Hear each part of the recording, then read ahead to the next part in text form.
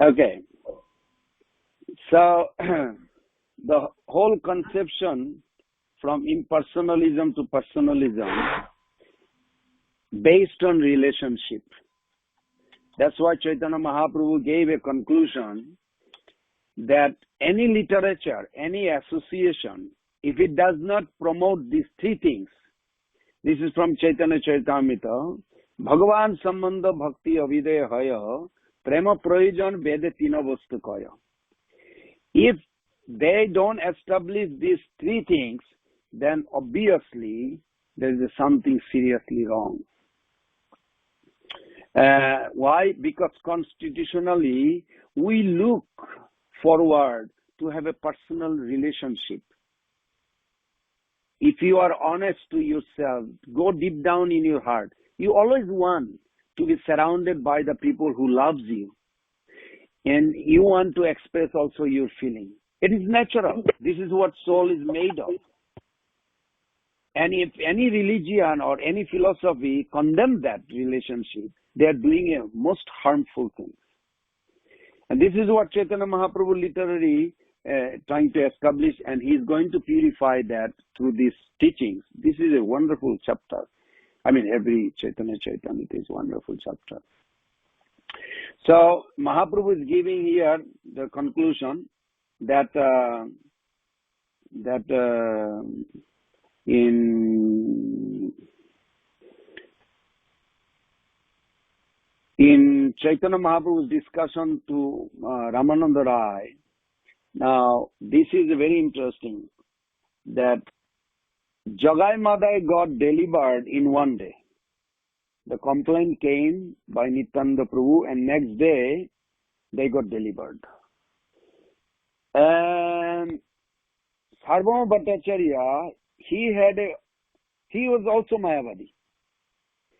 And he had a misconception, but some way or other, he obtained the Mahaprabhu's mercy in 7 days. Jagai Madhya got in one day, Sarvabhauma Bhattacharya got in 7 days. But Prakashananda Saraswati Thakur, he did not get even in the beginning. Mahaprabhu came to Benares. It took 1 year after next year when Mahaprabhu came in a detour that he was delivered. And there is a significance. We can also reflect in our life.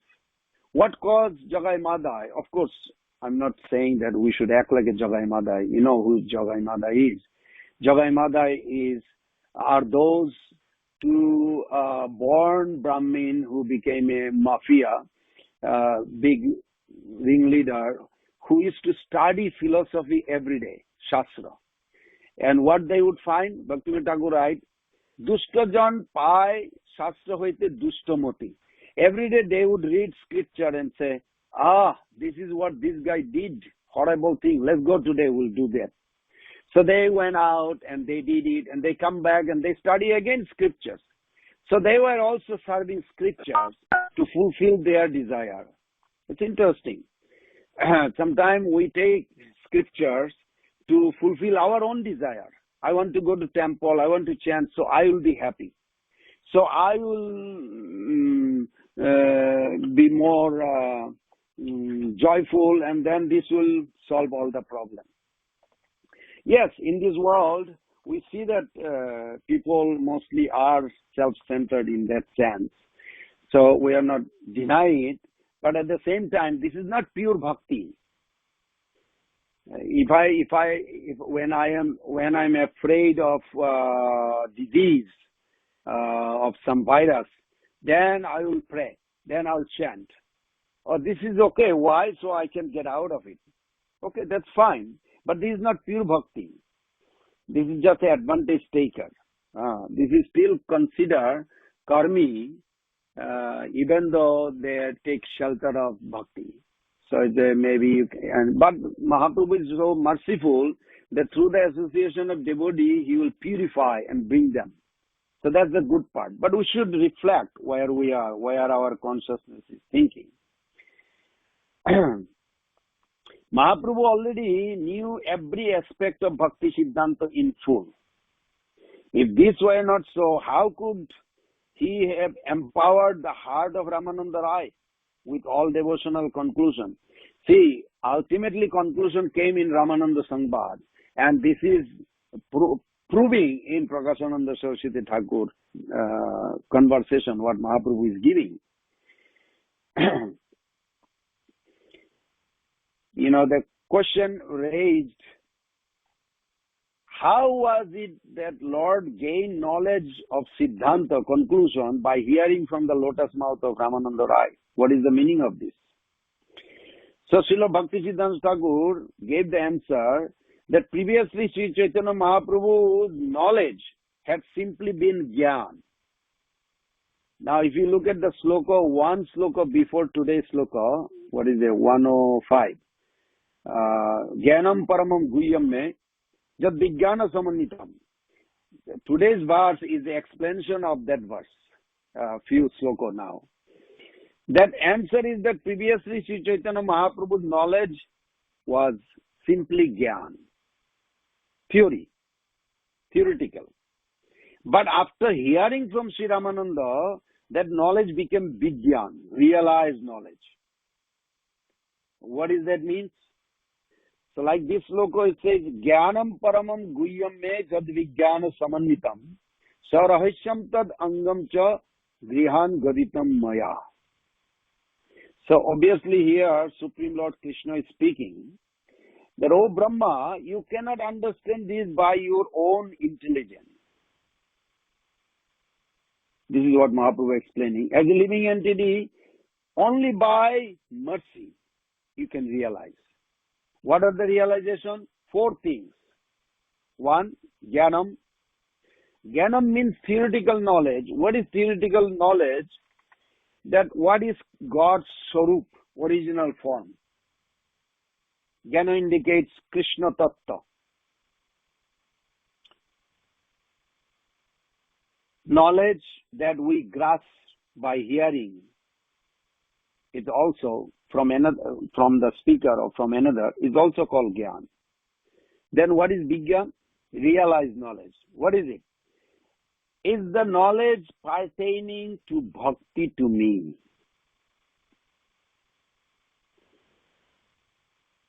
And bhakti means began.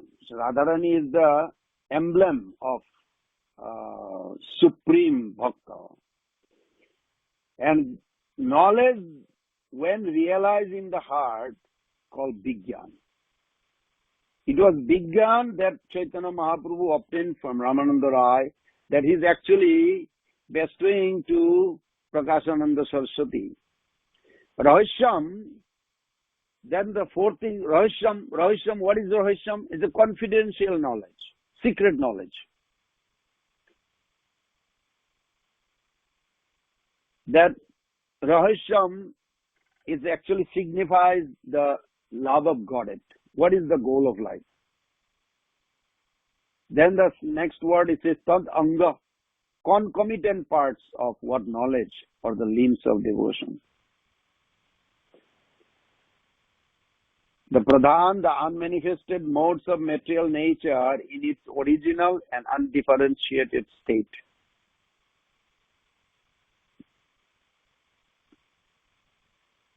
When we understand the truth of Radha and Krishna that Mahaprabhu came to give, then that becomes Tad Anga or loving pastimes. So conclusion we can come to this, that Sri Krishna, Mahaprabhu is acting here as a devotee of Sri Krishna. Here Mahaprabhu is saying, Sri Krishna who is inconceivable, simultaneously one with and different from his own multifarious energy. Only by the process of pure bhakti, knowledge that we grasp by hearing from another is called Gyan, which when realized in the heart, then is called Vijnan. And it was that Vijnan that Sri Chaitanya Mahaprabhu obtained from this discussion from Ramananda Rai. And the conclusion he gave that Bhagavan Sri Krishna is the object of everybody's love, worship. He is the supreme enjoyer or object of bhakti, you can say. He is not ashray, the abode of bhakti. He is completely unaware of the feelings aroused in the heart of the sadhaka by his devotional service to him. Krishna knows everything, but still he is interested to know what each devotee think of him. So Bhakta serves Krishna in, you can say, four ways, even though Santo is given, but generally that relationship, that Daisya, Sakya, Vatsalya and Madhurya. Sri Krishna and Srimati Radharani, recently I was in Mayapur, we were discussing that the difference is a very extreme phenomenon. What Chaitanya Mahaprabhu is going to do with Prakashananda, after explaining these four slokas, then Mahaprabhu actually going to drown him with Krishna Prem. And Srila Prabhupada gave a story that when Rupa Goswami Pad came to Varanasi, he was surprised, shocked. He saw from other side of the river that Chaitanya Mahaprabhu drowning in Benares thousands and thousands of sannyasis. You know, Prakashananda Saraswati Thakur had 60,000 sannyasis. Rolling on the ground, crying for Krishna. Rupa Goswami Pad started trembling and crying, and Rupa Goswami Pad immediately paid obeisances. And he composed a beautiful verse, which we say every day.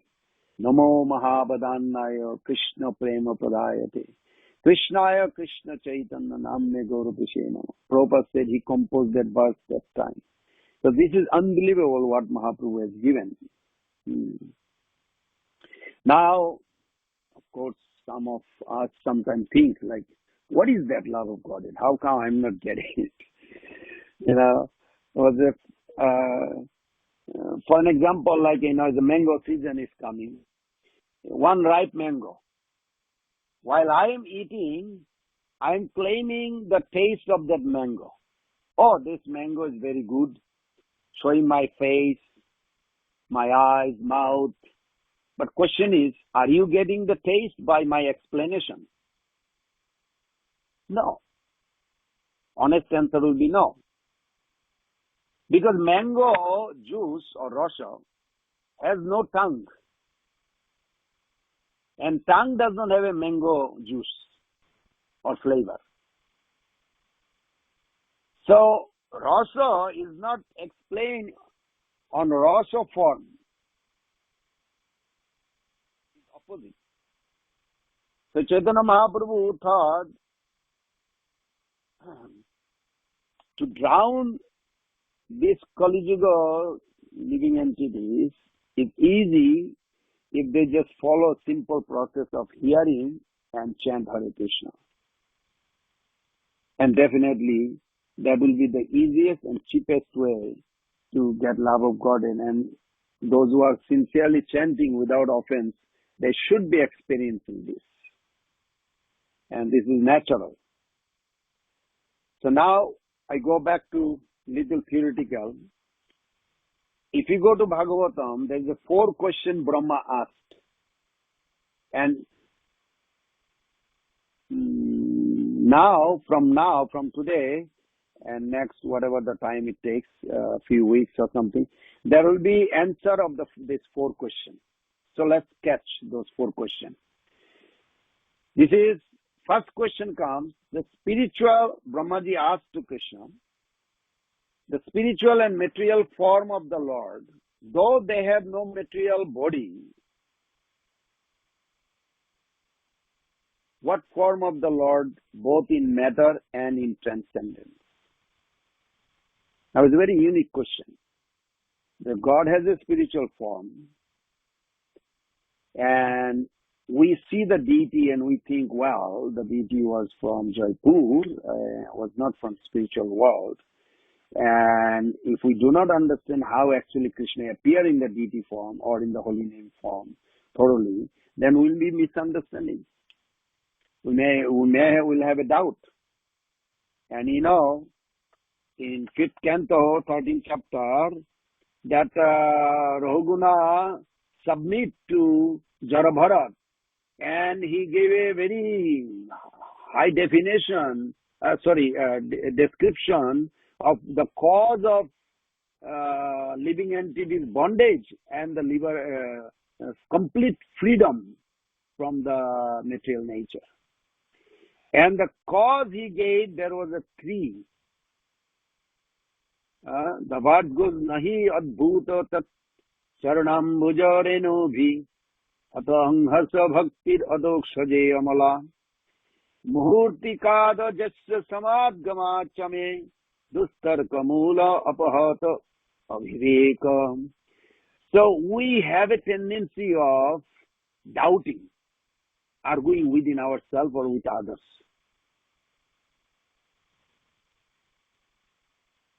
We also have a false prestige.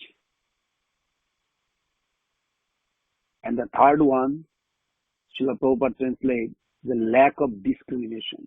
Because of these three things is what binding us. If we can somehow or other purify those three things, how? By the bathing in the foot dust of the devotees. It's not just a metaphor, you scrape the dust from the feet and put it on your head. It is the instruction, Bani, that we follow exactly without doubting or without interrupting or without putting our own idea about it. Mental speculation will keep us away. Philosophical speculation is okay. It will take us to bhakti. There's a big difference between these. So back to this. The first question, that's why was asked by Brahmaji, what is the spiritual form and material form of the Lord, though it doesn't have a material form? So then what form of the Lord, both in matter and transcendence?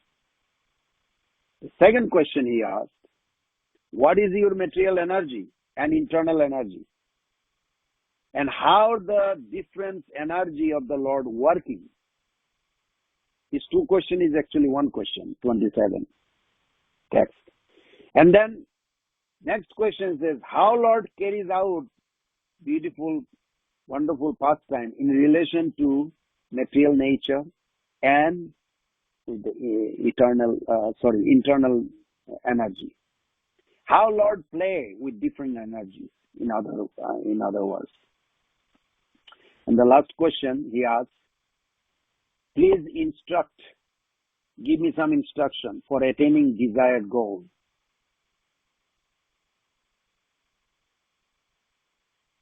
He also humbly proposed that please instruct to discharge the duty that you entrusting to me. So Brahmaji received the 4 answers, and I'm not going to spoil the future speaker because there's a 4 answer now coming one by one. So this is just giving a little hint that once we understand these 4 questions with 4 answers, then we're supposed to be instantly liberated. Of course, question comes, who is supposed to understand? Well, first of all, Prabhupada said to understand you have to stand under. Means accept an authority. Be always subordinate.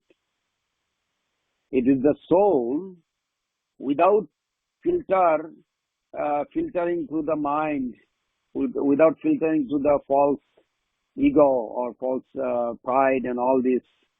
If it can accept as it is, then instantly, yes, you will experience that freedom from the material nature, Nirgun platform. And when Lord speaks, he speaks very uniquely. He gives that the first answer is the Sambandha Gyan with the Absolute Bhagavan. That is called Gyan.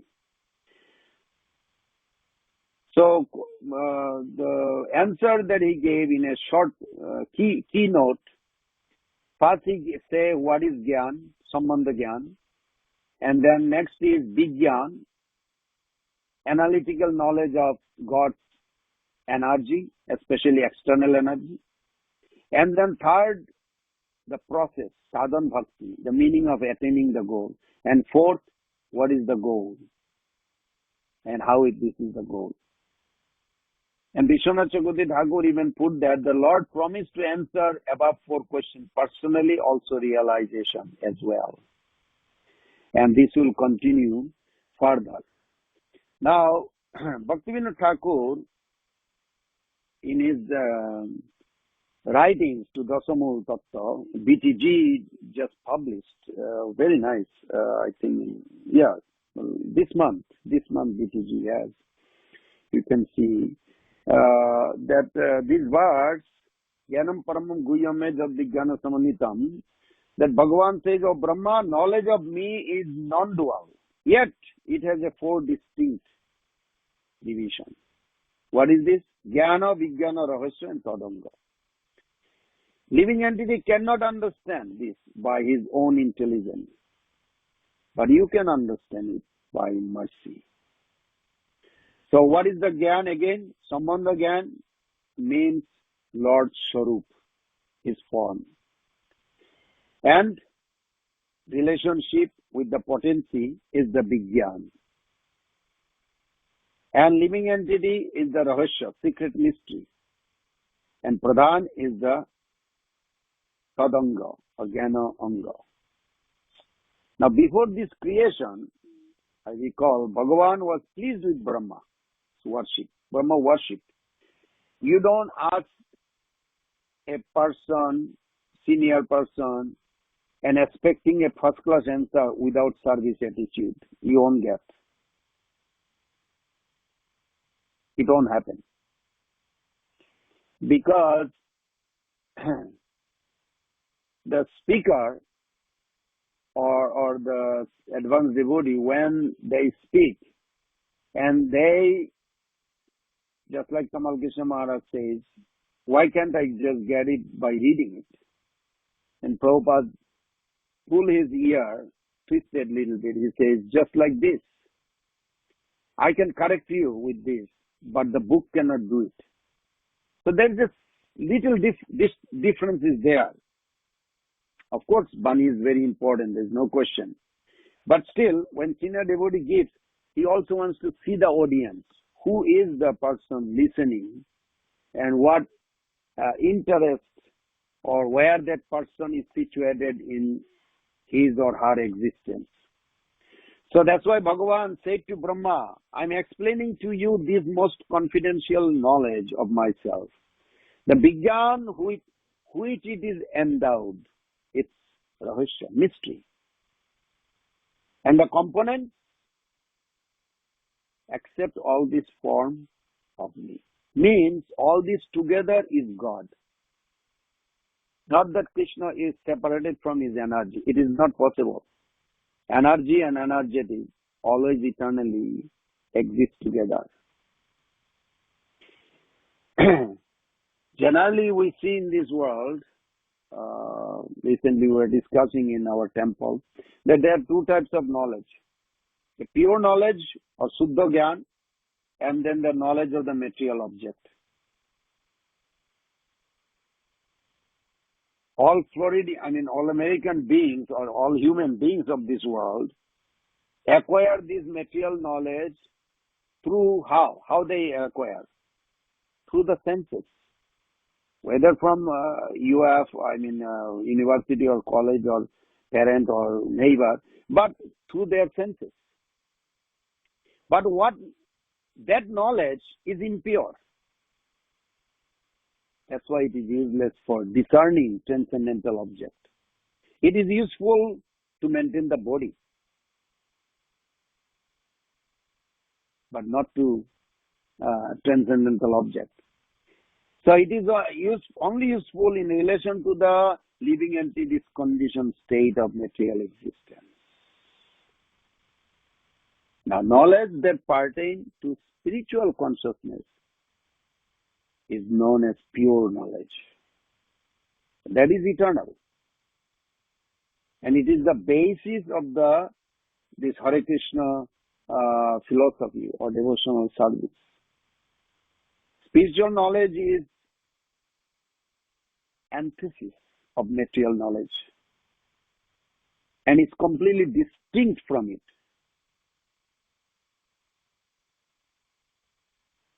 The material knowledge is not realized knowledge. Looks like, oh, I understand what the virus is, how they kill the person. I have seen in my life or I have experience of this. This is related not to the soul, to the body. So soul, the spiritual experience is not same as material experience. But it is not, we don't call as a realized knowledge in true sense of the term. The real reason that like Ayurveda, Jyotirveda, other types of material knowledge are called Vigyan, even though they come from Veda, is that they are contrast to pure spiritual knowledge. Actually, true realization is that pure knowledge that is distinct from the material knowledge.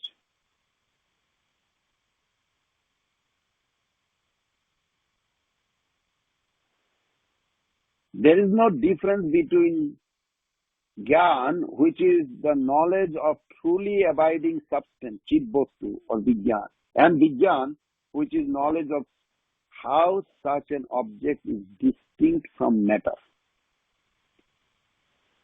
So Jnana is direct perception of transcendental objects, whereas Vigyan is the establishment of pure knowledge in contrast to material knowledge.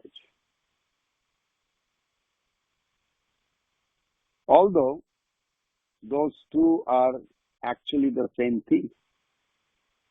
They are known either as Gyan or as Vigyan according to the methods they employ. But material knowledge is not realized knowledge. But the Vaishnava, we Vaishnava, say that realized knowledge is the true diagnosis of material knowledge.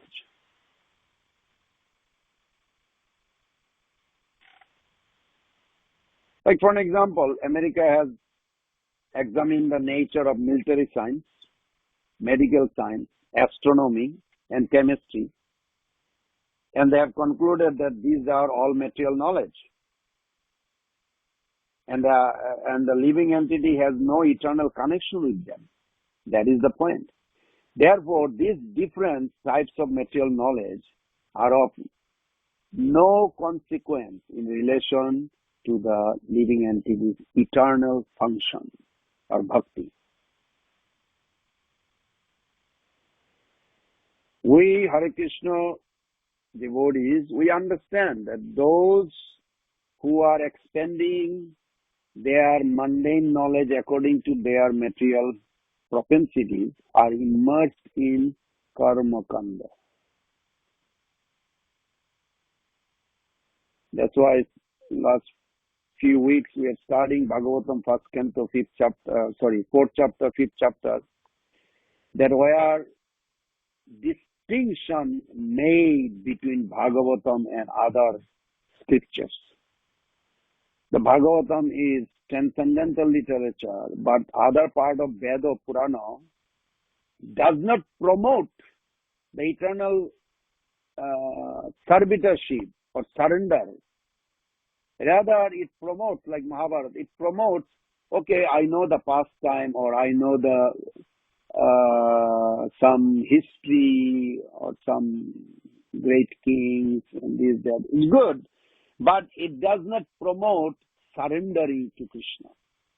But until the surrendering takes place, the purpose of the Gyan or knowledge is not complete. That's why the material knowledge of those who pursue material advancement is insignificant. This is certainly no objection to that.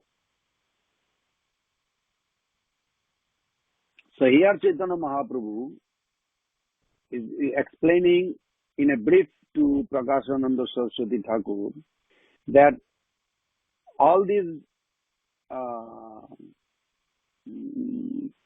4 questions, 4 answers that Brahmaji will get, after that there will be examination, there will be exam, or Prakashananda Saraswati Thakur will exam.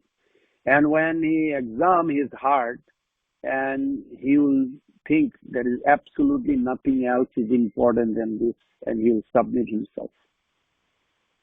That time, at that moment, he is pure devotee.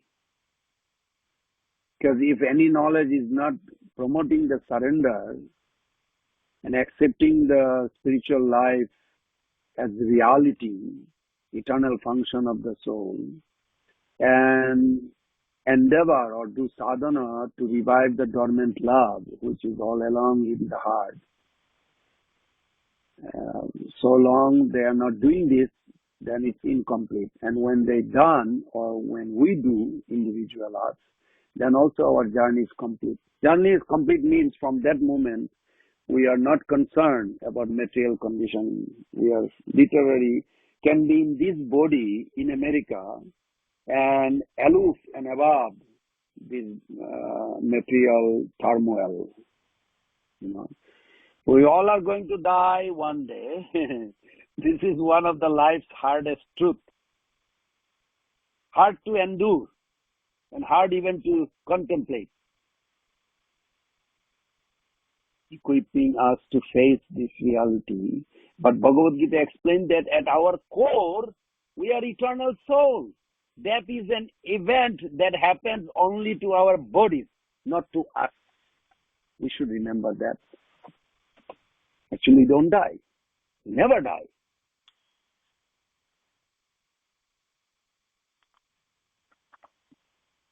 And this Krishna consciousness ISKCON that Prabhupada established, the purpose of here, that we should live for the pleasure of Guru Krishna. And we should die also for him. That is the purpose and perfection of devotion. So I'll end with this. If there is a question, comment, correction. We have 3 minutes, a few more minutes here. Hare Krishna.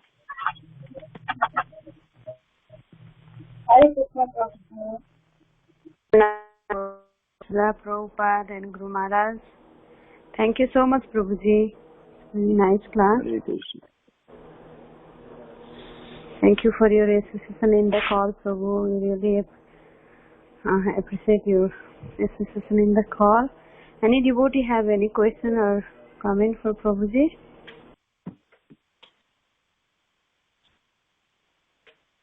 Prabhu, Dhanavad Pranam. All blessed to Srila Prabhupada and Guru Maharaj. Thank you, Prabhu, for the wonderful class. Prabhu, I had a query here. Like in the beginning of the class, you said that many people, they start looking at the scriptures as a way of the karma kanda to get some benefits. Rather, we also sometimes before, like this fasting or that pathan is done to get something material. So, my question is, like those devotees or such people, can it be just one step towards getting into Krishna consciousness for them? Like instead of this atheist who do not do anything, can it be considered that just at least they are starting at some point and doing some rituals, at least in the mode of ignorance, but later on they might come into a mode of pure consciousness of the Lord?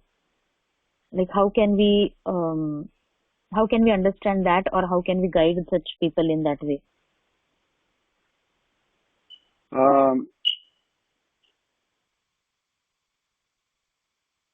We are not, let's see, the words in Bhagavad Gita, Chaturvida bhajante mam jana sukrita arjuna. How did they come? They come because they have some piety. Okay, Sukriti is there. Due to the Sukriti, they have come. But what is their intention has to be checked. Like Dhruva Maharaj has come. Dhruva Maharaj wanted bigger kingdom than his fathers, grandfathers, great-grandfathers. This is like a very unbelievable. He wanted such a big, you can say, enjoyment spirit that he did not care about devotional path. In one sense, yes. But because the verse is not in actually Bhagavatam, this is by Chaitanya Mahaprabhu's mercy in Chaitanya Caritamrta, that Madhya Lila explained this. Stano vilasha tapasi stitoham tam praptavan deva munindra guyam kacham vichinna api dibbaratnam samini kritatvasmi varam na jache.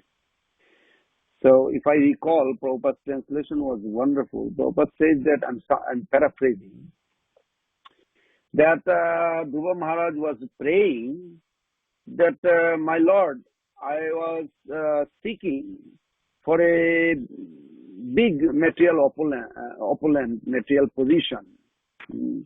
And in order to get that, I did a severe austerity. Taposi, Sitaham. I did a severe austerity. And now I got it. You have appeared to give it to me. But what I have achieved, it's almost impossible to get by demigods or saintly person or big personalities, kings. But when I saw the heart, tenderness of the heart towards you, which is bhakti, it is so powerful, so nourishing the heart, so happy that it is, he compared like searching for a piece of glass. Instead, I have found the most valuable diamond. So now if you say that entire Brahmaji's or entire material opulence is like a broken glass, that's like a kind of insult. But this is what he actually did. You know, Brahmaji's abode has thousands of petals. All these great, wonderful personality lives there. 3 types of people lives in Brahmaloka. Prabhupada explained. So they live there, and Brahmaji is there. It is like a big, huge, 40 million bedrooms, and so much explanation given. And Dhruva Maharaj says, oh, the whole beautiful Brahmaloka is like a piece of glass, broken glass, not even a bottle or a cup. He said broken glass, means I never saw anybody use the broken glass, maybe for some painting or something. But generally, broken glass you throw in a trash can. And he considered like this. So from that angle, we can see, yes, he got it. But if we analytically study that what made him, that he wanted for himself, that's like a demoniac nature. What made him to come to this point? It was the association of devotees. It was the association of devotees. First was his own guru, his mother, and Narad Muni. So yes, anybody can be considered, but they should not stop there, because that desire that brought them to God should not stop there. And if they stop there, that is a misfortune. I hope I don't see like that. A lot of people come to Krishna consciousness and they have a comfortable religious life. Krishna consciousness is not a comfortable religious life only. It is, that is there. I'm not saying that is the only thing Krishna consciousness. The ultimate purpose of Prabhupada giving gift is that to obtain the love for the Lord. That means we have to be very serious and sincere. Just to have a comfortable religious life will not do it. That is my point. I hope it clears.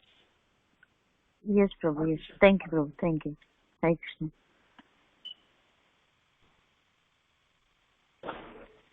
Hare Krishna, Prabhu. Yes, ma'am. Go ahead, Mataji. No. Go ahead, Mataji. No, I mean, Prabhu. say. You Prabhu, should go. can you... I'm sorry. Prabhu, can you give us some practical examples and tips on how do you see Krishna in everything that you encounter in everyday life?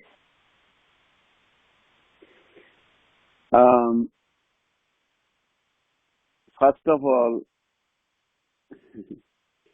you know, Ram Navami is coming next week, I think. Yeah, April 2nd. April 2nd, Ram Navami. I was reading some Ramayan, Valmiki Ramayan, because I'm going to do 5-day seminar online. So while I was reading, I was thinking like, wow, the Maricha is such a character I never heard, and he's one of the person that was born in a demon family. There's absolutely no question, you know. Association of Taraka, his mother, and then Ravana, of course, he has a whole history of. They are not even demons; they are more than demons. They are Rakshasa. They are man-eaters. Rakshasa generally lower quality, Tamagun, and Asura generally Rajagun, little better. I mean, both are bad, but within bad, you know, there is a gradation of bad. But he was both. But, you know, the story that how Ram did not kill him, well, but the arrow was so powerful that took him far distance that it was impossible for him to even think that ever such powerful personality exists. That made him such a strong that he was thinking like, wow, it's impossible. Ravana or anybody can even imagine. So even when Ravana proposed later on that he wants to join in his camp, and he did not want to join, and if you remember that. But then Ravana scared him that, well, you have a one choice, you know, either I'll kill you or you join in my camp.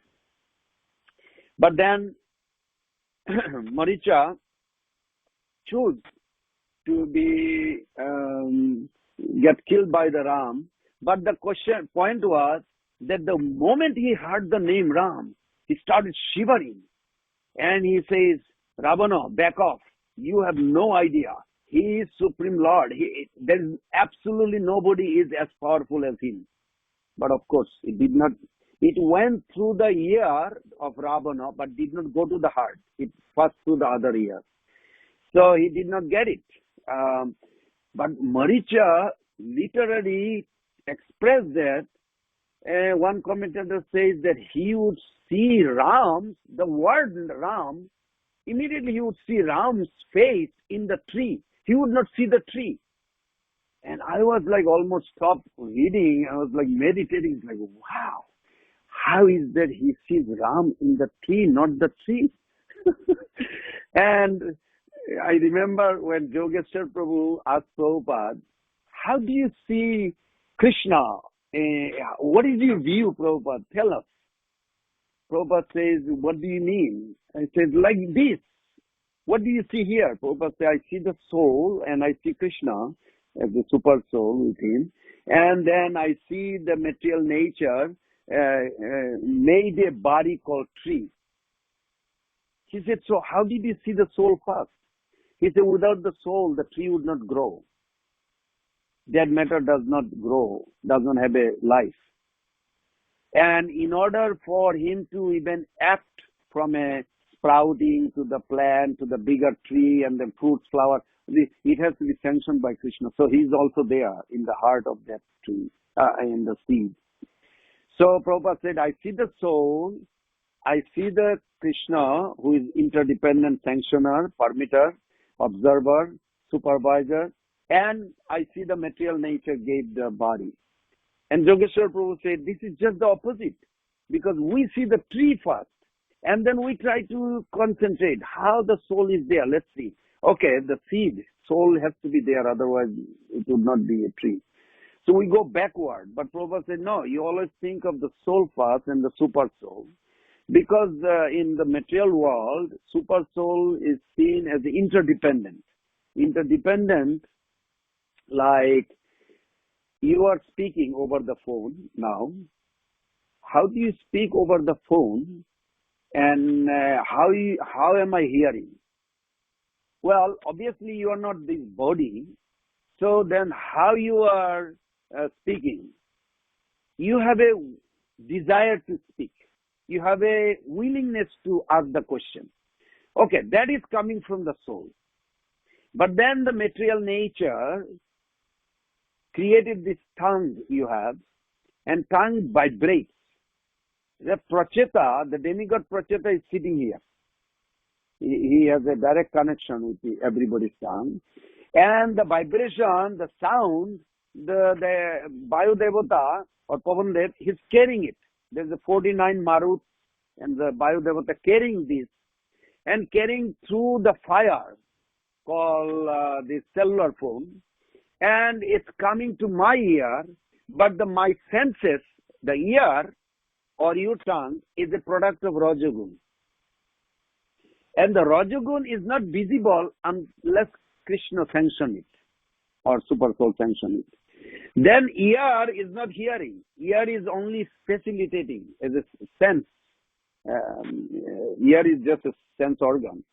And then the sound comes to the eardrum and he plays the drum.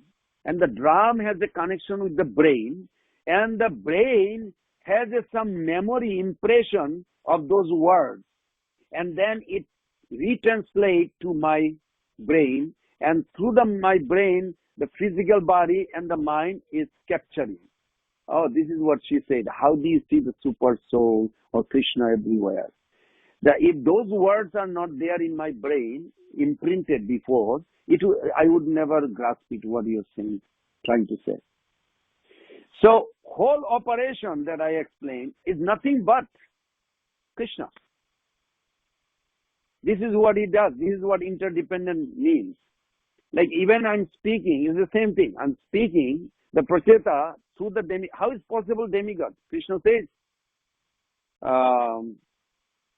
Brita Kala Chakra, that they are afraid of this Kala Chakra, so all the demigods are completely functioning. Since Super Soul is sitting in my heart and he sees that I cannot speak through my tongue right now because demigod did not want to act on it, he will punish. Krishna can intervene because it's Krishna conscious discussion. Krishna can take over the tongue. That will be the best instrument. But Krishna also uses the demigod to function.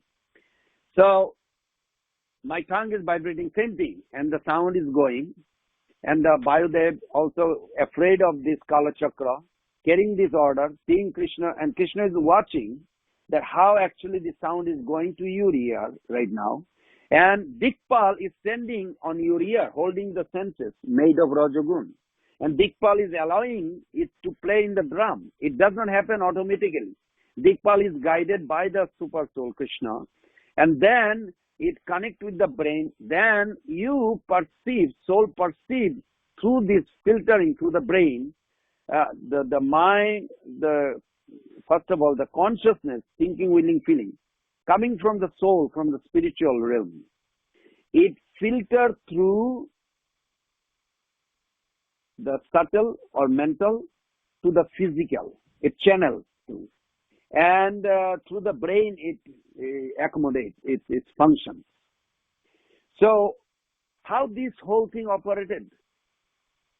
If the soul depart from this body, it won't work. So obviously, soul remembers everything. Even to desire to ask this question, Krishna has to be there next to you in the heart. Otherwise, that question will not even be there. Krishna even says, Sarvasya Kaham Hridi Sannivishta Matta Smriti Jnana Apanancha. It is I who sanction the memory and knowledge. So even to ask the question, even to give you the answer, it is all coming from Krishna.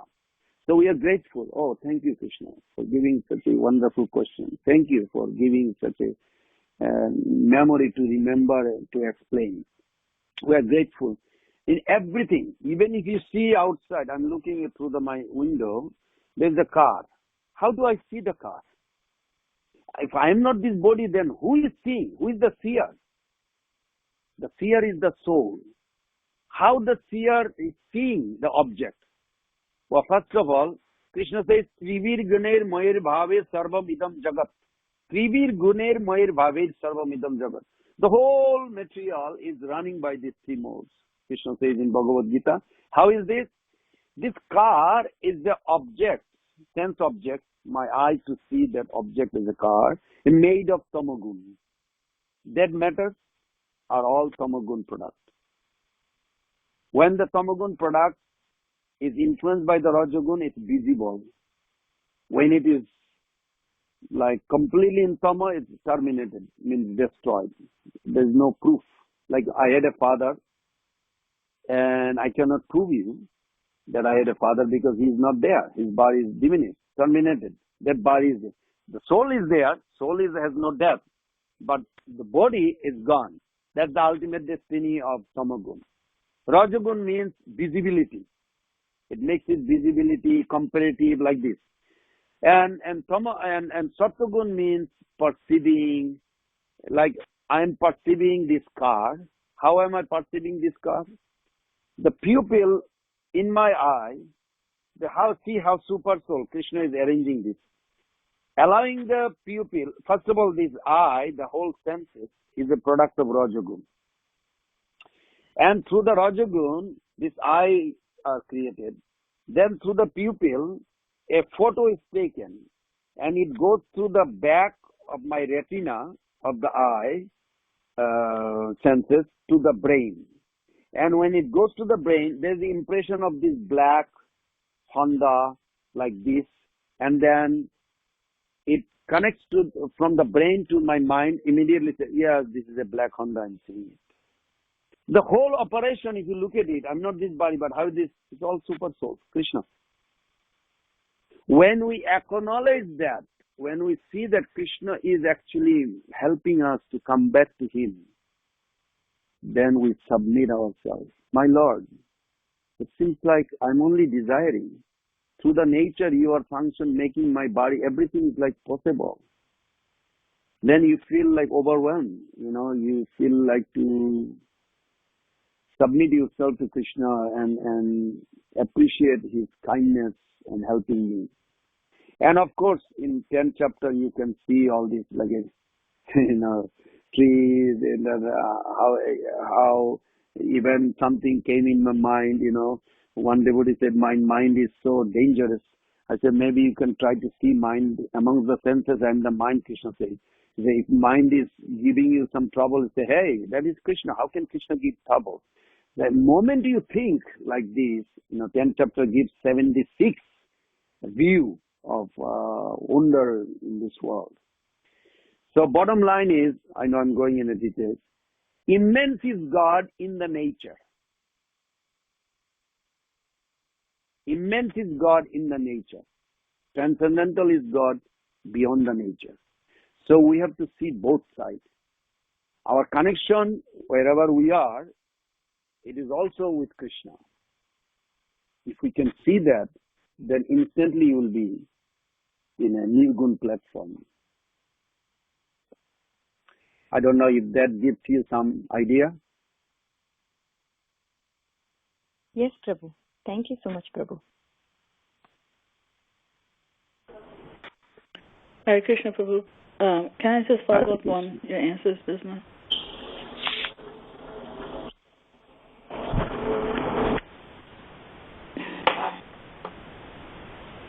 Hare Krishna. Hare Krishna. Yeah, I just wanted to follow up on your answer just now. Okay. Yeah, a couple of things. One, just right now you said something about, I couldn't catch the words, so you said Krishna will something transcendent to material nature and immaterial nature. The question was that how to see Krishna in everything or everywhere. Then there is a verse, I'm sure you have Bhagavad Gita, the Bhagavad Gita 10.41, that Krishna gives, Jajjat vibhuti mat sattam simat ujjitam eva va tat tat eva gachattam mamatejam sasambhava. The translation I don't remember exactly like Prabhupada, but I'm paraphrasing the way I understand. That all the opulence, we should know anything beautiful in this world, anything glorious, anything that attracts us, anything that we fall for it or want to look or want to know, it is spring from but a spark of my splendor. So I put it in a word that immense is God in the nature. Immense? This is the word. Immense. Say, I like this boy, or I like this girl, or I like news. I like to read newspaper. I like any attraction in this world we have. It is Krishna. Krishna claimed that that's him. So when we understand from that, because we all are innately pleasure seeking, you have to agree with me in that. Because Shastra also says, Jiva Sukhanisi, pleasure seeking by nature. In our quest for pleasure, our senses constantly look for enjoyable objects. I mean, I'm talking from my own life, I see it. Seeking such objects, we travel from city to another, one country to another, people do, one continent to another. Yet, pleasure eludes everyone. This is evident from the sobering truth that even celebrities who have the best sense objects are still depressed, addicted, even suicidal. I was into diamond business before I came to Sanat Candidate. And I studied Elizabeth Taylor's Hope Diamond when she got it from Richard Burton.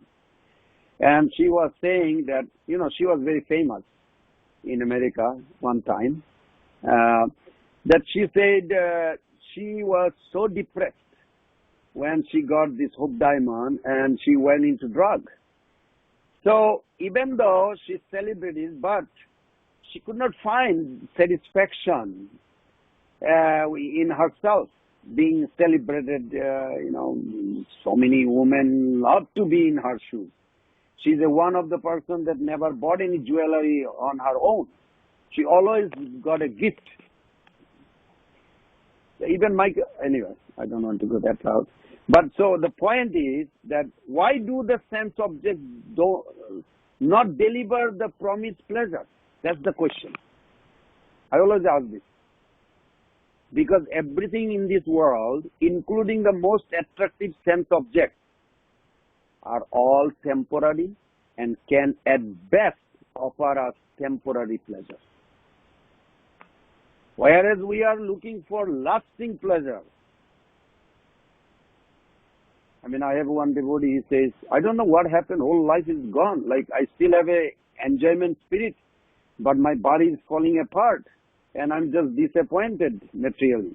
I said, that's good that you are a devotee. Otherwise you would be really sad if you didn't have a devotional path. And this is the reality. This is the reality. We are looking for lasting pleasure, specifically the pleasure of lasting love, especially in America. We all long to love and be loved and do so forever. Such lasting love cannot be found in this America or India or this world, temporary world. Question comes then, where can it be found? At the eternal spiritual level of reality, as Prabhupada says, explains, we are eternal spiritual beings and parts of supreme spiritual being, Krishna, meant to delight in immortal love for Him. And in that love, longing for happiness perfectly and permanently fulfilled. I mean, we have to realize this. Nothing in this world, however good looking, can replace Krishna. That's why we need to redirect our longing from the world to Krishna. And even while focusing on Krishna, if the world distracts us, you know, I am very experienced last few years on this, that we can remember the eye-opening Bhagavad Gita inside. He says this, if there is some attraction coming on your way between me and you, that is also him. I give you a little 1 minute explanation in Nectar of Devotion. I'm sure you read it probably. Uddhava, he was a celebrated monk. He was the best devotee in Dwarka for the Lord. And there's just so many verses that Krishna reminds. But anyway, I'm not going to discuss the whole thing. But what very interestingly, Prabhupada put it in a Nectar of Devotion, that one time Uddhava is so much attracted to Krishna, always adoring. His mind is overwhelmed with Krishna's beauty, Krishna's... Even when Krishna came out from the assembly hall, and he was surprised, as if he never saw. He said, wow, there is another person, so beautiful, wow. Does he live in Dwarka? Where is he coming from? And then Krishna just forgot that he is surrounded by millions of his, ministers, headed by Uddhavas and all the soldiers and, Antaras. There goes in 1 billion in number to Sudharma Hall, but he's coming out. And he just wanted to go faster to catch that man because it's so beautiful. And then finally when he came, he realized it was his own reflection on the pillar. And he was a little embarrassed. Oh, it's me. And he wanted to grab himself. It's so attractive, unbelievable attraction. So then he turned a little bit side and he realized, oh my God, I forgot. They're all following me. That's what they do. Uddhava and thousands of ministers. And Krishna asked Uddhava, have you seen it? Uddhava says, of course. That's what we do every day. We are madly in love with you, my Lord. You have an unbelievable beauty, unbelievable quality, personality. Your presence, every word you say, it's more adorable. So then one day, Uddhava saw himself attracted to a girl, beautiful girl. And he said, this is impossible. Krishna's beauty took over me. How can it possible? I'm attracted to this girl. And Prabhupada writes this in the Nectar of Devotion. Then Uddhava said, no, it is not possible. It has to be Krishna, otherwise not possible. Sure enough, he paid obeisances to that Mataji, and Mataji turned into Krishna. Because origin of beauty of all attraction, it is coming from Krishna. If we can focus on that nothing in this world, however good looking, can replace Krishna. That's why we practice Krishna consciousness that connects our consciousness with Krishna, giving us glimpses of His supreme sweetness.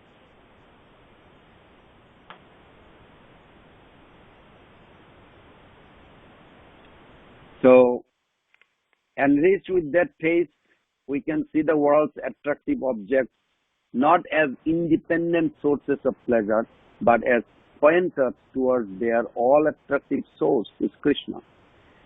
If you recall, I think I did speak to this audience before, that there is one devotee, Jayanta Prabhu, and he's a sannyasi now. He joined in France, Paris. And in a morning walk, Prabhupada was introduced by him. Indradumna Maharaj actually made him devotee. Was it? Yeah, I think Indradumna Maharaj made him devotee. Then, well, he brought him and then he introduced to Prabhupada. He said, this is a playboy. So Prabhupada says, oh, you like to play? He says, no, he's a playboy means he loves girls. Prabhupada said, that's nice. You like girl, you found some attraction? And he said, yes. He said, good. Then you tell the girls that you will introduce them. You probably heard this. I mentioned this story many times, that or at least few times, that I'll introduce you a boy named Krishna who will never cheat you, but I may cheat you. No, I will cheat you, he said. So next day, so this way, day was over. Next day, Prabhupada again saw him and said, did you do it? And he thought, oh my God, he's serious. He thinks really I'm going to tell the girls that, is my phone working? Let's see. We hear Hare you. Krishna. We hear you. Oh, okay. Okay. So then, okay. Then he saw Prabhupada was serious, and then he actually says, what do you mean? How can I tell them that I will cheat them? That will be like a... Then Prabhupada said, what attracts you? Why are you attracted to Krishna consciousness? Yes. He says, no. So what attracts you the most in this world? He said, the girls and the flowers. He said, good. You are lucky candidate. Now find out what in the girl that attracts you. What in the flower that attracts you? What is the origin of attraction in that? You will find, when you find, that is Krishna. So I don't take it literary. I mean, we try to see also this way, and it's actually satisfying. We get a more attraction to Krishna. Because it's not possible for any attraction in this world has capacity to attract us without Krishna. It is Krishna who makes this attraction through those objects. This is the summary of that sloka. So when we enrich with that taste, we can see the world's attractive objects not as independent sources of pleasure, but as a pointers towards they are all attractive source. And I can tell you, when we devote ourselves to Krishna with increased conviction, we rise to spiritual consciousness to relish forever the happiness we have been seeking for lifetimes. Prabhupada gave a nice purport. You can read that purport. It's a beautiful purport he gave. I hope that answers your question. Yeah, Prabhupada, I was just trying to hear this word. When you were describing the purport of Gita 10:41, this word I couldn't catch. Immense. Is it immense? You were saying? Is that the word? Yeah, immense. Immense. I have a Bengali accent. I don't know if you can get it. No, it's not that. So IMMENSE, right? That's the word? Correct. So can you just repeat that sentence? Krishna immaterial nature is immense. And no, I paraphrase that transcendental is God beyond the nature. Generally, we know that Krishna means Sachidananda, deity. You follow? Mm-hmm. Sachidananda, deity, and spiritual energy, they are one at the same time, not one. Mm-hmm. Like for an example, Prabhupada said microphone. Now he was speaking through the microphone. He said microphone is a dead matter. But because we are using for Krishna consciousness, we are speaking through it. Now this is spiritual. Now that spiritual doesn't mean it became Sachidananda. We have to understand that. Spiritual means it's beyond the three modes effect. Mm-hmm. Sachidananda is Sachidananda, like impersonal Brahman. It's everywhere. The whole creation, even America, whole universe, they are sustaining on this Brahman. So, but that Brahman is not, it's coming from Satchidananda, but it's not Satchidananda because there is no variety. Satchidananda means there is a variety. There is a thinking, there is a feeling. So spiritual energy means spiritualized. We say this became spiritualized. Means it is beyond the modes. Modes has a three function, you all know. So those function, modes means has a beginning, has an end, and in the middle is Sattvagun, beginning with Rajagun and end with Tamagun. The moment this body was born or came out from mother's womb, the Tamagun already, that was the function of Rajagun. Giving birth is Rajagun. Immediately Tamagun appeared to destroy the body. It's sad, but if you look at those three modes, material nature standing there, good thing is that Krishna is not making visible to everybody because they would be scared. What? Just get birth and the other lady say, yeah, I'm going to kill you right now. And then Sattvagun comes in. No, wait. After 80 years or 75 years or 100 years, whatever. I said, I'm in between. That is Sattvagun, maintains. So it's scary if you look at that. But it is not scary. Why? Because at the core of our existence, we are eternal soul. Death is an event that happens only to our bodies, not to us. So then at that time you drop your body like a garment. You'll be fearless.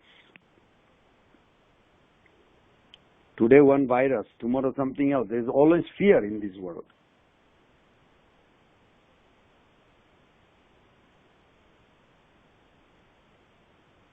So that was my explanation.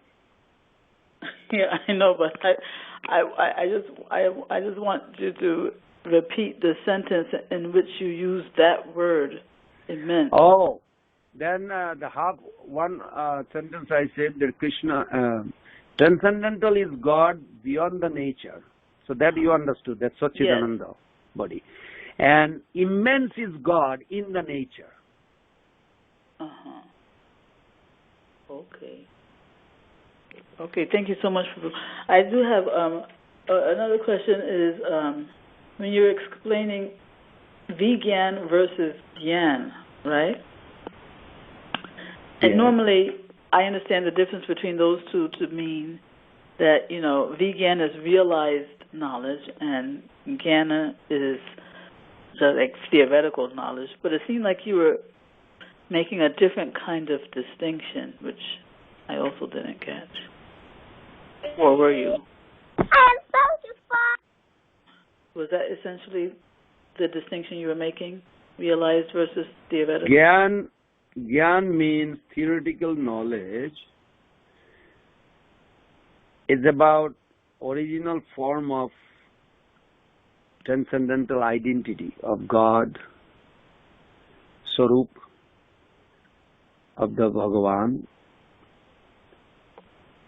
When you say realized knowledge, what does that mean? Means how that Swarup or Bhagavan's form or Bhagavan relates with his energies. When we say realized knowledge, what is realized knowledge? Means how it is functioning.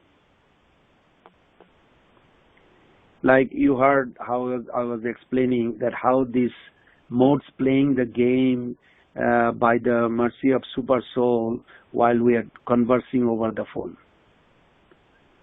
Now, more you deeply think, you will be focused on Krishna. Said, oh, Krishna is allowing him to speak through the demigod. The mouth is vibrating, prachetas.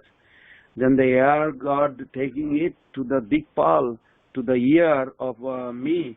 And through my ear, the Dikpal is allowing it to play the drum and connects with the brain. And then the Soma, the moon god, with the connecting through the brain to the mind. And then the soul is perceiving like a filter, seeing a red glass through the red glasses, I see everything red. So the mind will create some idea or understanding, and then we get it, and we think that is me, the soul. No. The soul is not getting exactly clear understanding until it comes to submissive point. That's why submission is required, surrender is required. That time it can be directly perceived by the soul. But before that, the mind gives a filter. What mind thinks you need. Just like if I look at through the red glass, I see the white car as a red car. Now the white car is not color is not diminished or disappeared. It's still there, and my perception is also true. But when somebody comes and change my glasses, say no, you look through clear glass instead of red glass. It's there was the white. The white was there before, and white is there now. But in between red, this is what the conditioned life is, that the filtering that we go through to perceive something, it's what making the soul not become serious and rather more attached to this world and entangled. When you understand that, how the energy is working, then it's called realized knowledge.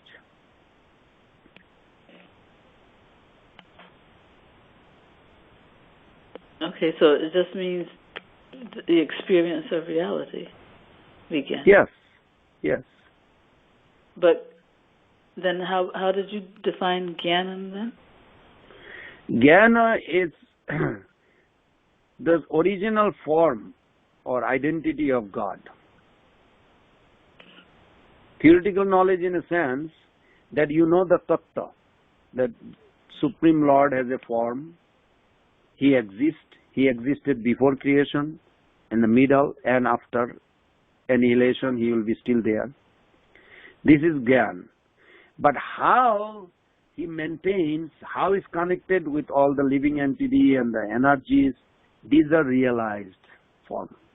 Then that Jnana becomes realized. Vigyan means that God has a relationship with material nature. How? Well, the material nature has a two concepts. One is a person, one is a dead matter. Dead matter also has a two concepts. One is subtle, one is gross or physical. So the dead matter has no free will. So nothing, material nature actually cannot do anything without Krishna's sanction. So when you see that connection, this happened because Krishna sanctioned. Now we have to be very careful because it's very funny from the right? Yeah, well, from the city, one person was asking, this philosophy is very nice. So actually God is doing all this coronavirus and all these things. I said no. He is sanctioning.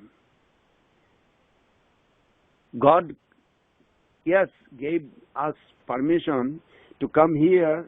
He allowed us to explore with this, but he did not create the story, history. History we are making our own, ourselves making the history. This is my life. I was born in there. I want this in life. I want this in life. And my grandfather had this. These are history we make. And he's sanctioning it. Because if we say everything is done by God, then our drawing God as some kind of monster.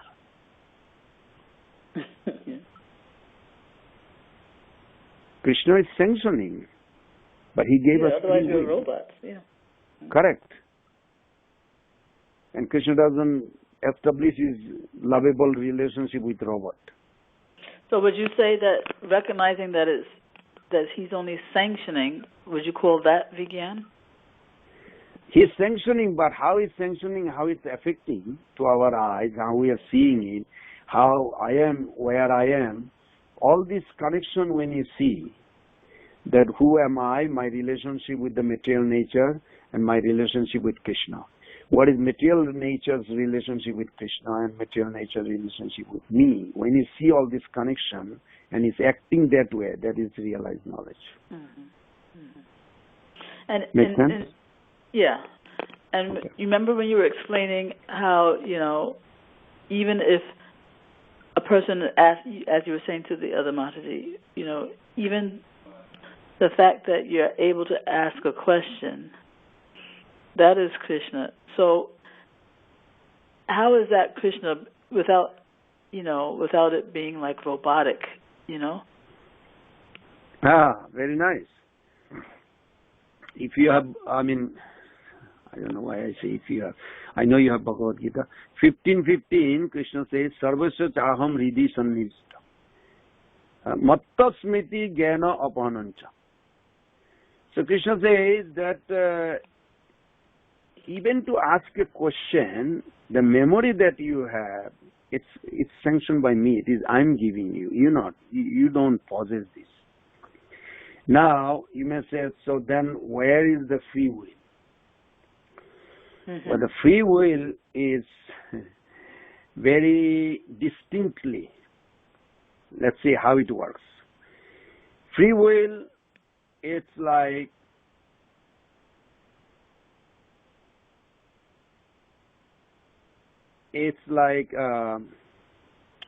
okay, you know the difference between the response and impulse? Yes. Response comes from the soul.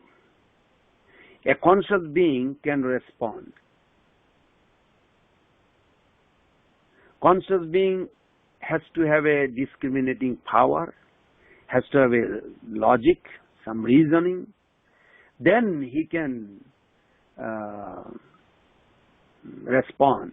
Means he's aware of the result of that action or whatever it is, and he is consequently taking responsibility. So free will is the distance between impulse and response. Impulse is not coming from the soul, it's coming from the storage of mind.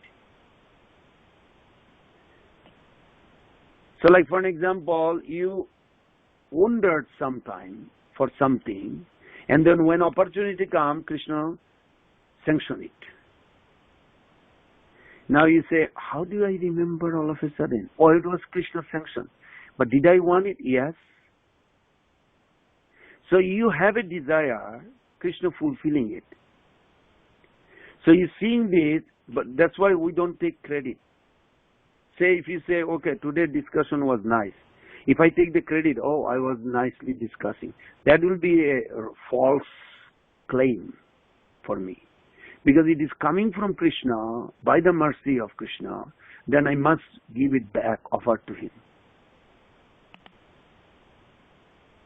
Then it is devotee. Prabhupada, you know that, Prabhupada never took credit. He always gives the credit to his Guru Maharaj. Because it's true. It's not like he's trying to be humble. He is humble. That is proper. When we give credit back to our Guru and Krishna, then it is proper. Because the memory to speak those things are coming from Krishna. Is that the point? Yes, yes. Krishna claimed there. He said, from me, it's coming. And to forget also coming from him. We don't talk about it that so much, but it's true. Forgetfulness also comes from him. That's why even this city officer was saying that why people are afraid. I said, people, what we fear reflects what we hold dear. If you really think very dear, because they are holding this body is them. Oh my God, the body will be finished. Means I'm finished. That is mistake. Because what they are afraid, actually they reflect. Anybody, any human being can do that. Animal is difficult for an animal to do it. But human being has given that higher, what they call budding consciousness. There is a 5 layer of consciousness evolution. Covered consciousness,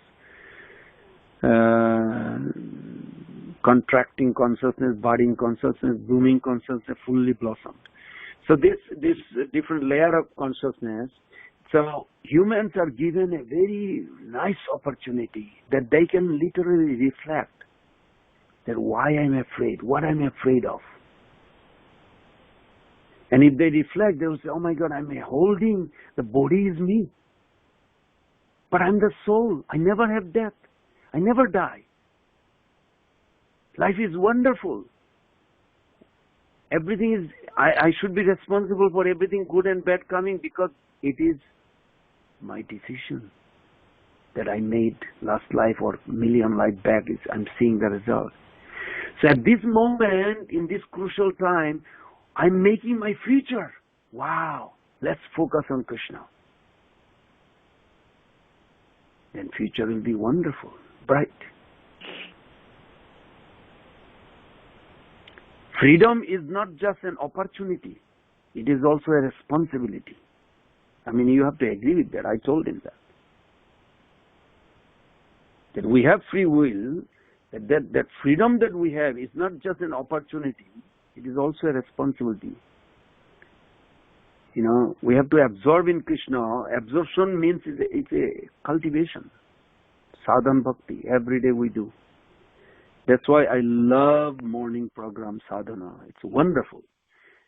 And anywhere you go, if you are attached not to the place, this is just, I'm sorry, I should not say that. This is just for me. I experienced this because I went to 3 countries in last 1 month, and I noticed something was very wonderful, that if I am attached to the place or the sitting arrangement, my sadhana may not do well, you know. But if I am attached to the sadhana, that I'm going to finish 32 rounds or 16 rounds or whatever, 40 rounds in one sitting, and you are attached to that practice of sadhana with perfectly set up in a sense yourself, not the environment or situation, because we are product of our decision, not situation. So then you will be happy anywhere you go. But if you are attached to your couch or your situation, and then some places may not have a couch, and that doesn't mean that you don't feel like to chant with attention. So our attention, our chanting sadhana should be focused on purpose of sadhana, not the facility or situation. Then I noticed it was perfect. It was wonderful. It was 1 month, I did not have any problem. Even though one time I got sick, but still overcome. Sadhana is so good, wonderful. So that's why we say that it is a responsibility. When we want to absorb, it is a cultivation. But cultivation not on the situation or facilitation. It should be a decision we should make.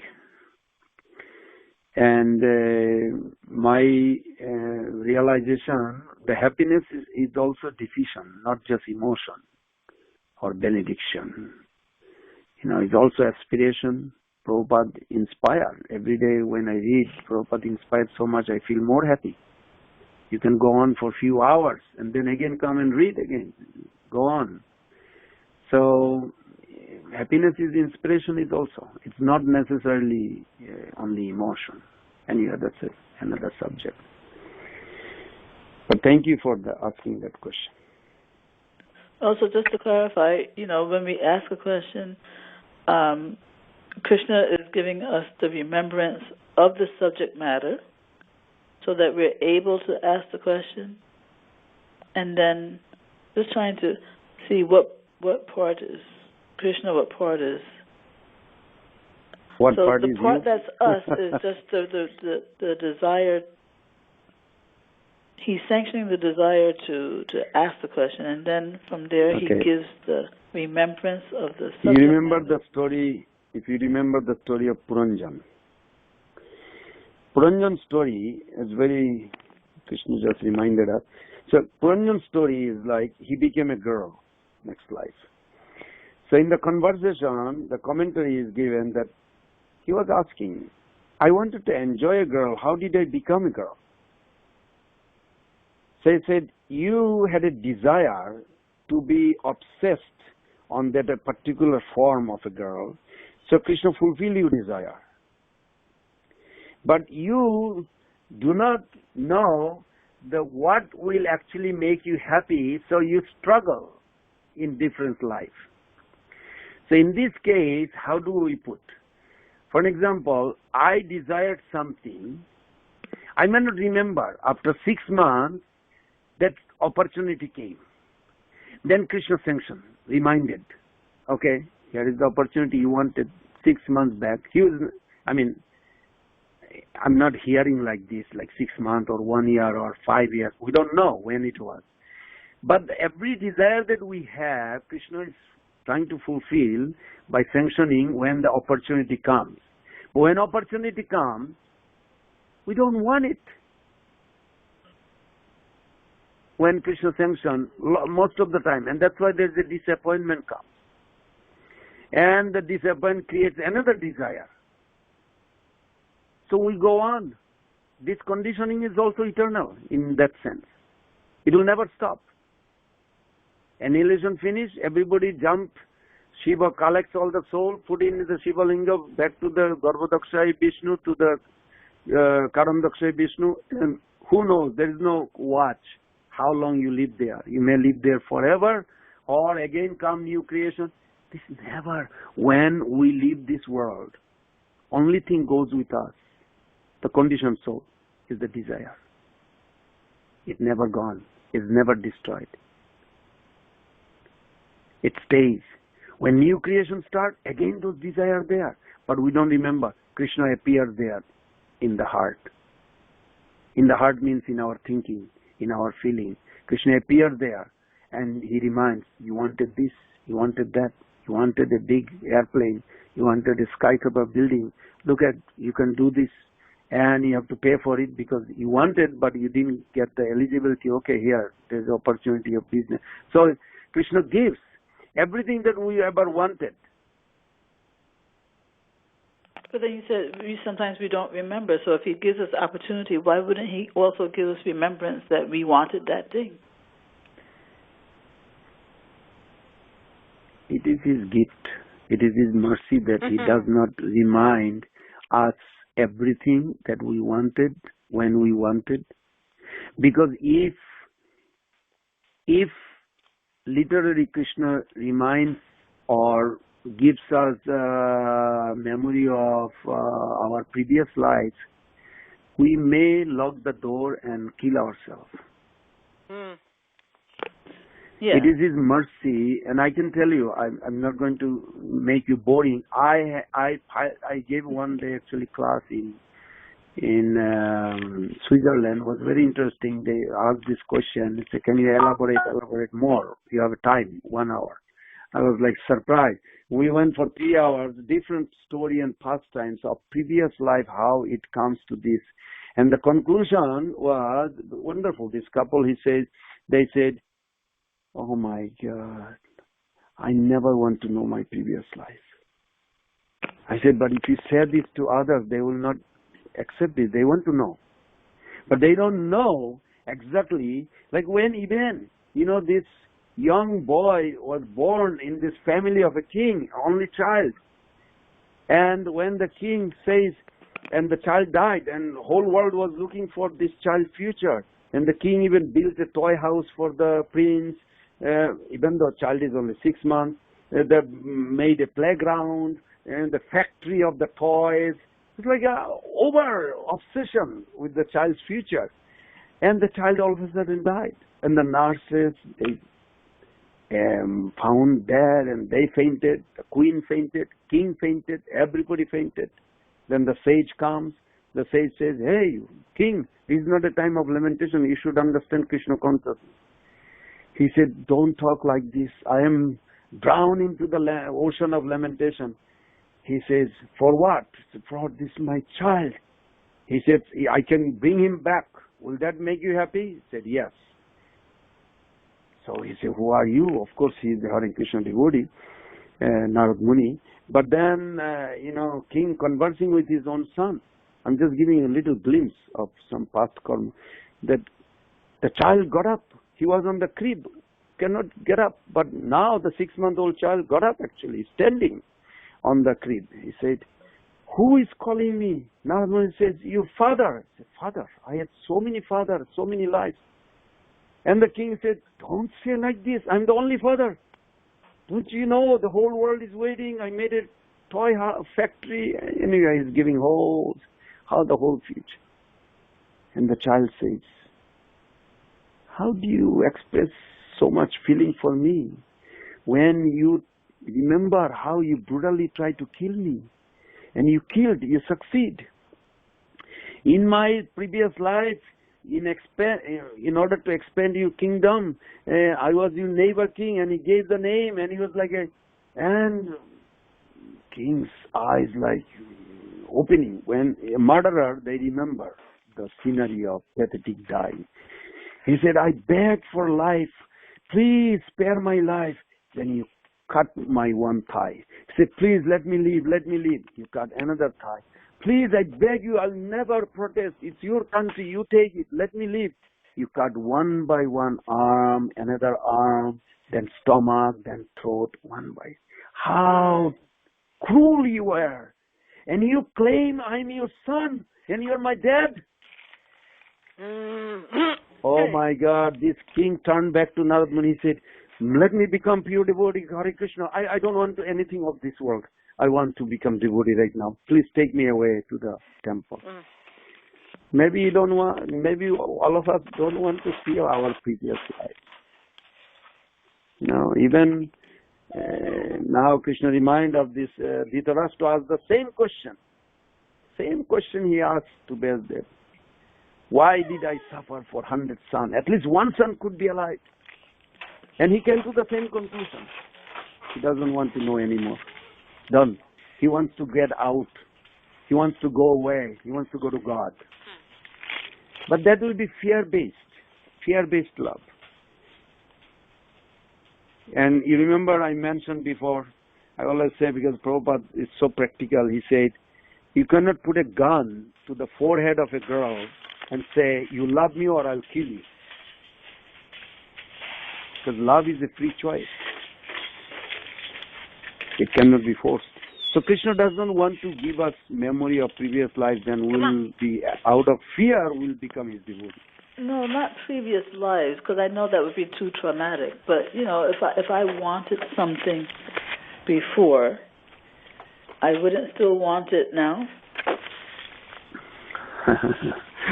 This will intervene your reaction of your karma. Just like this one devotee told me he was reading one Purana, and he found an interesting story, and he related to his life. And he says, why this girl was attracted to me, because last life I hurted her, and this life she's going to get married to me and going to hurt me. So I was a bad guy, now she's going to play as a bad guy. Now, if you see that scenery, you will not even go for it. But attraction in your heart is still disturbing you. And you start like, oh God, I love her or I love him. But then you don't know how to reconcile if you know the truth. Then you will be paralyzed. You will not be able to function. So it's better, Krishna is out of compassion, closed everything. He said, don't worry, it's a new, fresh life. It's like one story also, and I'm going through a lot of, 1 o'clock. There's another story also, just in a synopsis. There was an accident, and in accident, the leader, he was the driver, he killed all these 20 people. And next life, all these 20 people, some or other, are hurting him. And he's like against the whole villagers, all these 22 people. And he's thinking like, why these people are like not like me? But Krishna is so kind, if he really reminds him that, oh, look, you killed them last life, he won't be able to get out, open the door and get out. So it is mercy of Krishna. Anyway, all these things is really, the whole conditioning is fearful. It's better we focus on Krishna, then we'll come out of it completely free, have nothing to do with any more reaction of karma. Hare Krishna. Hare Krishna. Hare Bol. Thank you so very much, Pran Govinda Das. I have about 100 more questions to ask you, but do you have an email? I have email, but I don't answer because I got busy with the Sannyas ministry. Jai. And I get so much work. I can come. I'll talk to Mother Anjana Gopika maybe next week. Jai. You can come back and something. Okay, and in answer to the explanation for our pious activity that we may have created in our previous life, what you were saying is that everything that we do is under the guidance of the Supreme Personality of Godhead, whether we are conscious of it or not. And because of our conditioning to our circumstances, like our family life and, our children, we become so attached till it appears that we have the desire to just want to suffer, and that's why I just thank Krishna for Srila Prabhupada and all of these Vaishnava saints that are really trying to help us understand that, but the only way we can is through purification. And we have to purify ourselves, our souls, so we can understand all of these different attachments that we have for everything and everyone. But I'm saying all this to say, sometimes, while we're living in this conditioned life, we have favorite songs, favorite dresses, favorite cars, and things like that. Are you saying that we're not supposed to be attached to them? I understand that, but are we just not supposed to like them either? No, I did not try to say that. Maybe sometime my expression, maybe I'm learning English too. Attraction and desire are not same thing. Okay. Attraction comes from the previous impression. It's called sanskar, Adhunik sanskar and Praktan sanskar. Praktan sanskar means it's carrying since time immemorial. So many impressions that still may be holding and never fulfilled. So I give you a gross example and don't take it personally. If you see, just imagine yourself a young girl and there's 10 young boys. Now one boy you will like more than other boys just by looking, even though you never met them.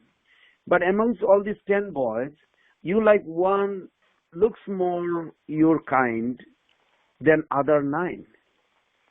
And the other girl will say, nobody ever does this. And then another girl will say, I like that other boy. Now the question comes, how is possible that attraction is to the sense object is actually different from person to person? And the desire, now let's look at the desire. Krishna says, Dhyato Bishan Pungsa Sangasteshu Upajayate, 262.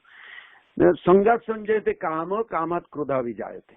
The whole sequence of fall down to this material world Krishna gives on the 2nd chapter, 62 verse, that Dhyato Bishan Pungsa. When we contemplate an object, impression can give us. Some things can pass through our mind, but that doesn't mean we contemplate. We can be selective. But why we become selective to particular things and we contemplate, and from that contemplation, attachment develops, and from that attachment, desire comes. The desire is not automatic. Child is not born with desire. Child is born with karma, you can say prarabdha karma, what is supposed to be experienced in this life. But child is not born with dharma. nobody is born with dharma. Everybody is born with karma. The dharma means how to act. Should I be adaptive or reactive or maladaptive? That's up to us. That free will, free choice is within us. So, of course, the association of devotees guide us, helps us to develop better choice, better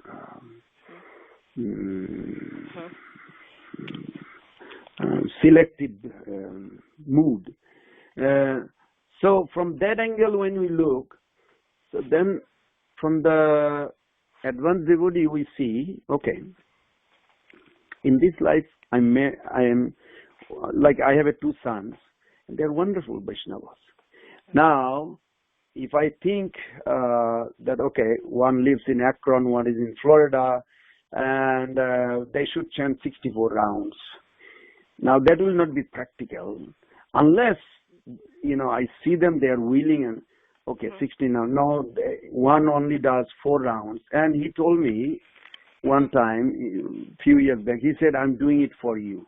I said, oh, how come you're doing it for me? Because you're my dad. You are always explaining me how important it is. And just to make you happy, I'm doing it. It's not really Krishna because I don't know Krishna. Even though he grew up in a Vaishnava family in a sense. But anyway, the point was, and I appreciated him. I said, well, it's ultimately for Krishna, but if you feel that you're doing because you want to make me happy, I'm very happy if you can continue like this. And he increased his rounds, and it's wonderful.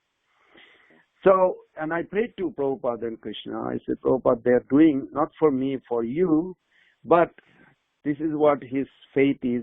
Maybe you can inspire him. We can always pray. So my point is why I'm bringing this, that whatever situation we are in, whatever attraction we are feeling, experiencing, we should not ignore or reject or terminate. We should utilize, find a way to utilize. And if we cannot utilize it, then if it is destructive desire, then we can pray to Prabhupada and Krishna to purify the heart that will actually, generally I don't say like this, but I tell you honestly, a lot of things in my life, I see the prayers are so powerful. It works. This process 100% works. And when somebody really tells me that, well, still I'm struggling, I say, how many times did you pray? Who did you pray? What did you pray? So, well, I want, like I give you an example, this is a practical, and I won't say the name because you may meet that Mataji. She is a very senior Mataji, and she lives in a temple in America. That's all I can say. I won't say more than that. Then, she moved in an ashram because she was single now, her children grown up, and husband took kind of Banaprasth. And so she lives, and then there is a new Bhaktin also joined, and she lives also in that room. And every time she goes in and out from the bathroom, she washes her hand and she leaves the wet water in the doorknob. So it disturbs her so much. She's thinking like, should I move out or should I just tell her? And then she told her. She said, this is not proper. Can you just wipe it, please? So she did for a day and then she forgot again and went for a few days and she just got, oh my gosh, she doesn't have a brain. Or she was thinking like this, like for a while. But at the same time, she's very compassionate, Mataji. She said, but I should not judge her. So she started praying. But then prayers is not answered for a week. She said, I'm praying for a little silly things that it disturbs when I get up at night to go to bathroom and there is a water in the doorknob. It just disturbs. But why Krishna is not listening my prayer? It's a silly prayer. But then she's thinking like, is this something maybe within me need to be corrected? I don't know. So anyway, she just reflected. She went in the altar and she wakes up the deity that day. Once a week she wakes up the deity. She wakes up, the deity. Then when she was waking up, oh my God, this is cold. And with my wet hand, and I am touching the Krishna's feet and Krishna's body. Oh my God, there's water in his body from my hand. Then she felt and she cried, she said, oh my God, this is. So she didn't say anything to her and she wiped out, and from next day she's very careful. And then she noticed that girl actually wipes the doorknob every day. Automatically. And she actually didn't tell her, but she told us, because we are discussing on a philosophy. And then she said, that girl actually, Krishna was using her to teach me. So even if we see something not proper to our children or family member, something we need to correct within us. But it's hard to go inside my heart to correct. Because it is easy to blame somebody. Hari Bol. Jai, Hari Bol. Thank you so much. Hare Krishna. Hare Krishna. Hare Krishna, Prabhu. That story was really, really helpful in actually visualizing that example. So thank you. You are welcome, Prabhu. How come her hands were wet when she was serving the deities? Why were her hands wet? Because you do Achman. Oh. And you touch the deity with cold, and she realized that, it was there before also, but on that day she realized there's a wet feet, wet hand, wet body. It's like she was trying to. You offer the deity, you take the flute out, there's on the hand, there's the water. But it's cold weather. Jai. Thank you. Well, I didn't want to not hang up the phone, but I have to get going. I can listen to you all day. Hari Hari Bol. Hare Krishna. Please pray for me and bless me, Mother. Jai Prabhu. Me the same. Thank you. Hare Krishna. Hari Bol. Hare Krishna. Thank you. Are we done with Mother Anjana Gopika? Hare Krishna, Prabhuji. Yes, sir, Prabhuji. I saw a little late also. Thank you, Prabhuji, for your session and coming in the call. Thank you all the devotees for joining. Thank you so much. Can we listen to your Ram Navami lecture, seminar, Prabhu? That's coming. Yes, we'll start from fast. I'll send it to Mother Anjana Gopika. Maybe she can send it. This is what we call online conference. Same like this. Yeah, I can share you in the Facebook, Mataji, and our group. Facebook, I'm not in Facebook though. Facebook online, I'll send in the group when Prabhuji is online, and then you can get Mataji. Okay, thank you so much. Thank you. Thank you so much, Prabhuji. Vansakalpatarubheta, Kripa Sindhuvata, Patitanam Pavanam Jai, Srila Prabhupada ki Jai, Samartha Vishnu. Hi, Krishna. Govind Prabhu ki Jai. Thank you so much, Prabhuji, for coming and giving